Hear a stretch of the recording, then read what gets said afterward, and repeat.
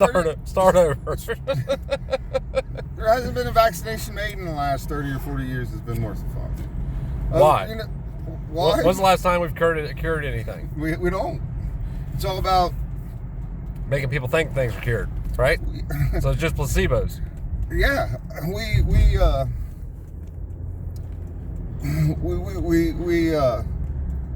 it's all about the symptoms. It's never about the cure.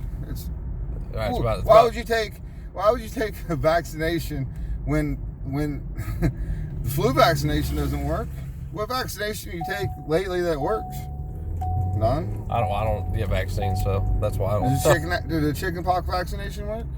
Oh, I don't. No, I guess not. It does. Not to everybody, but it also causes autism. Yes.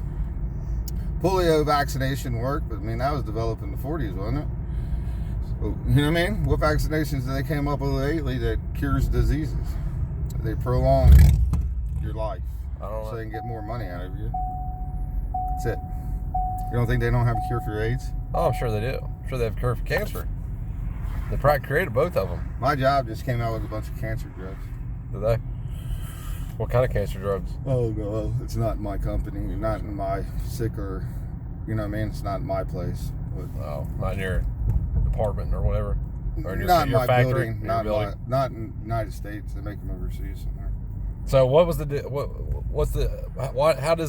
how do they price drugs out? So the same drugs, there's a drug made, let me put this on. There's a drug made in your plant and the United States and Europe. How do they price the drugs? The European Union negotiates the price on all drugs sold in the European Union. So the drug that costs $700 here, how much is there? Around $400.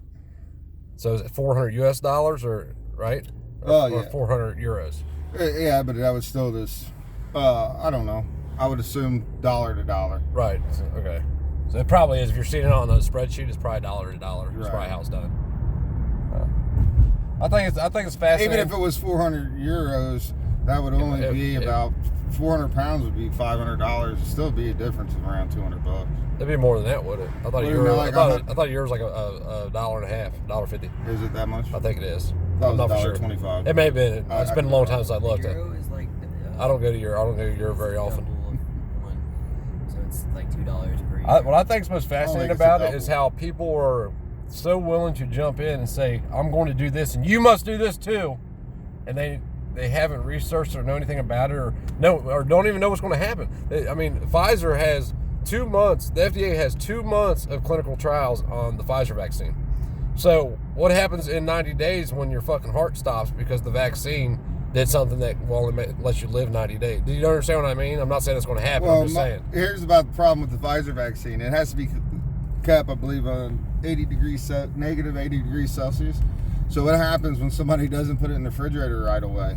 So for every minute that it's not kept at that degrees, it loses shelf life. Right. So if that just is not even handled properly, you could be taking something that is expired, even though it's only 2 weeks old, because it wasn't kept at the temperature for as long as it was supposed to. Right. I mean, that cold, if somebody hold it in a glove, coming out of liquid nitrogen, being held in a glove or something, and putting it back into liquid nitrogen would be enough to make it expired.